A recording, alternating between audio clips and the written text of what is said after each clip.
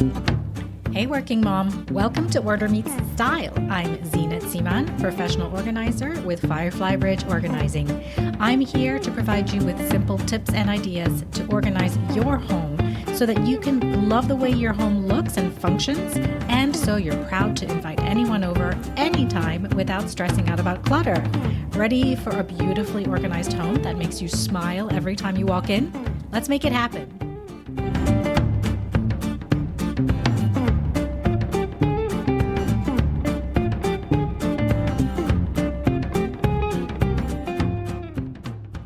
Well, hi, and welcome to the show.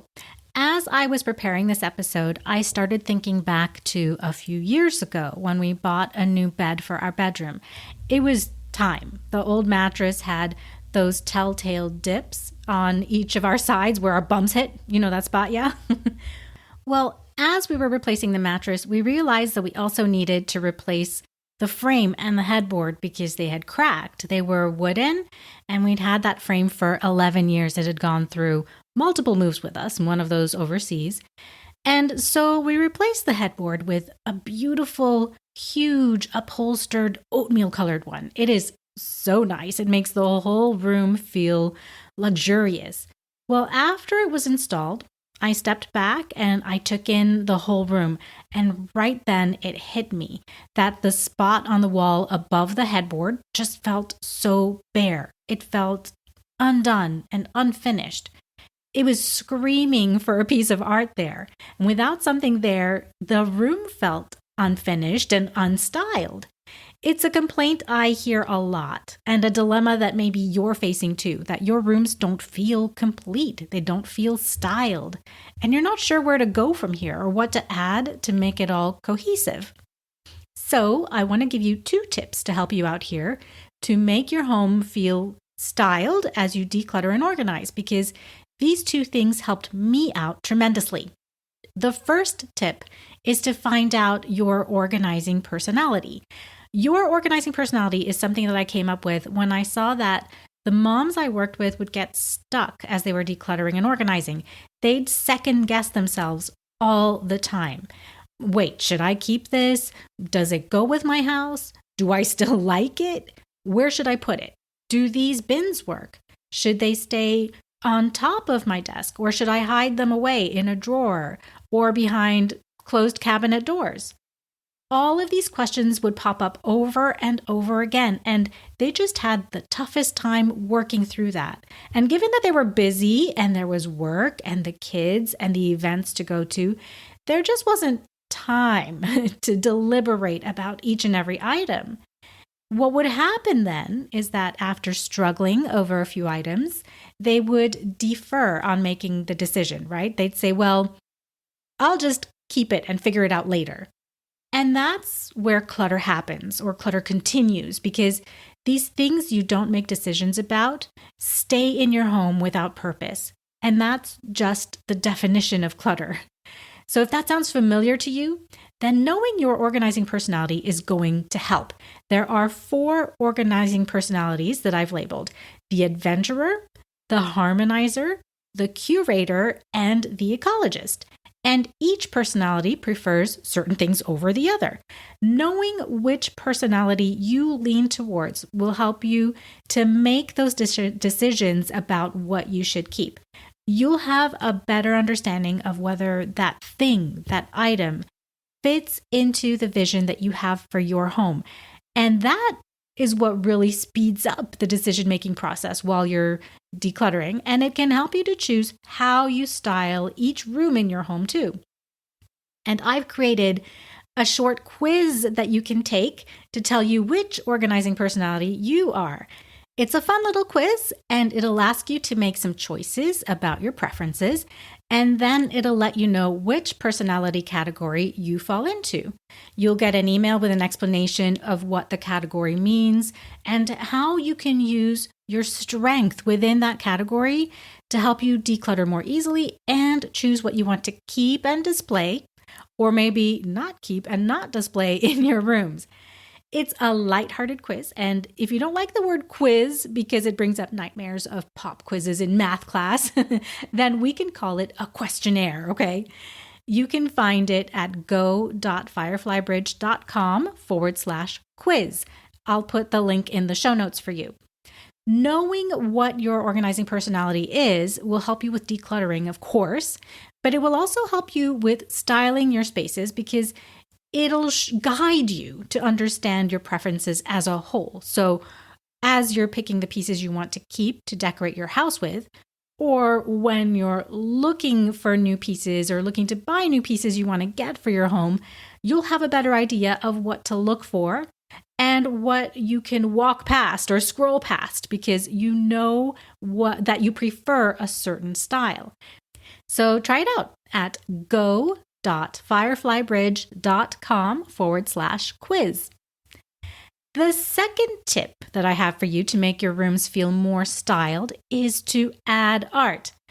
Okay, but don't freak out if you're like, Zenit, I've tried to pick out art and it's been a disaster. I used to be so indecisive about art, and I certainly appreciate art. There are things that I like and don't like. I love going to galleries and museums and art festivals. But to purchase art to put on my walls or to display, I could never decide. I would worry about what would I like long term? What do I really want to invest in? It took me a long time to figure this out, but I realized that art just wasn't where I wanted to spend a lot of money in my house. It might be different for you. You might decide that art is your thing, the place where you want to invest, to really take your time, do the research, and investigate lots of different artists and sources. But you still face the question of, is this the one? Will I have buyer's remorse when it's on my wall or in my house and I see it next to all of my furniture and all of my other things? Well, here's how I overcame that. I decided that the art in our home would fall into two categories. Pieces that I or we as a family had a connection to that meant something special to us, or pieces that I just liked for whatever reason that made me feel happy or energized or that were calming or soothing, whatever feeling I wanted for that room. And it wouldn't matter to me if those pieces were, a $10 poster from Target or something that cost hundreds or thousands of dollars. So that freed me up to look all over to find stuff that I liked without any pressure. In fact, in the hallway that leads to our bedroom, I've framed a few pieces of art from my kids' preschool days that have special memories attached to them or that we just loved. And it makes me happy to see those pieces every single day. They make me smile and they also make me feel nostalgic in a good way about those toddler days. For my bedroom, in the end, above the bed, I bought a print from Juniper Print Shop that I just loved when I saw it and made me think of travel and relaxation, and that's what's framed above our bed now. So if you're struggling to pick art for your home, simply start with what you like and how you want to feel when you're in that room. Do you have a favorite color? If you look around your house, are you seeing shades of green as the color that you tend to go for accent pieces like throw pillows or vases, things like that? So as you're browsing for art, don't overanalyze things at first. Just make a note of which pieces you liked at first glance. And once you found, say, 10 pieces, then go back and do a second pass. Take a look at the colors that are in those 10 pieces. Narrow that down to 5. Then leave them for a day or two. Don't look at them for a day or two. And then come back after a couple of days to those 5 and narrow them down again. And think about how your final choices make you feel. And is that the right feeling you want for the room that you want to put it in? For example, if you're choosing something for your bedroom, you probably want something that's calming and soothing and relaxing, and not something that makes you feel completely energized and, ready for a workout, that kind of thing. The other thing to look for is the right scale or size of art. Above a headboard or above a sofa, you really need something that spans at least 2/3 of the length of the headboard or sofa. And it doesn't have to be one single piece. You can group several pieces together to make it span the length you need. And they don't have to be framed art either. You can hang pretty straw hats or your grandma's quilt. In a client's room, we had a set of 9 small mirrors, and each of them had different frames. One of them wasn't framed at all. And you can put up long pieces of greenery or a series of wreaths, you name it. If you're displaying art on a mantel or a display table or end table or something like that, you do want to make sure, again, that the size is right. If this is something that's tricky for you, if displays on tables and things never seem to look right, try placing 3 items that are different sizes bunched together to make what I call a scene. Because listen, while I tend to lean minimalistic in my art and display choices, if your thing is a love of a bunch of tiny glass figurines or rocks you pick up or shells from your favorite beaches, you can absolutely display those and they will look good if the scale is right. For example, let's say 3 little shells. If you just put 3 little shells on your mantle, they're just going to look like an afterthought. Like you put them there for a second while you took your shoes off and then you forgot to pick them up again. You know what I mean? They're just too small of a grouping to have any sort of visual impact in the room.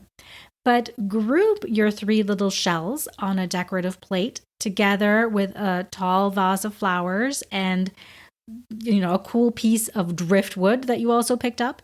And that grouping, now you've got something with weight, with some heaviness, if that helps you to think about it more easily. And that scene that you've created also varies in height, right? The vase, the driftwood, and the small dish with the shells. And that creates interest. So play with groupings. Start with 3 or 5 things. Play with heights.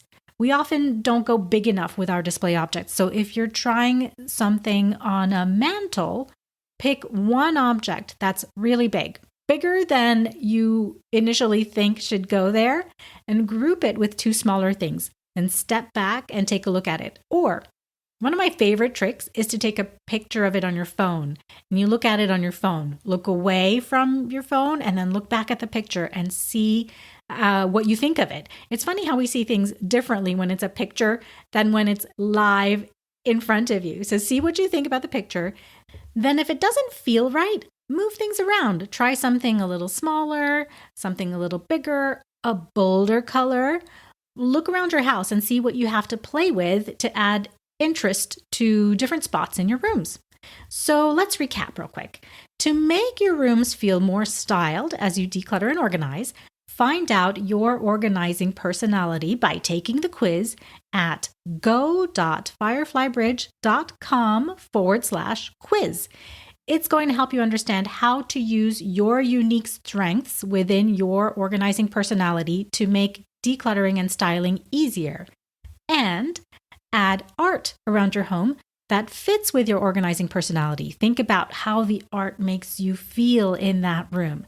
And be sure to play with scale, the size of art pieces on walls and also on displays. Okay, so thank you so much for listening today. Enjoy your day, and I'll meet you here again next week.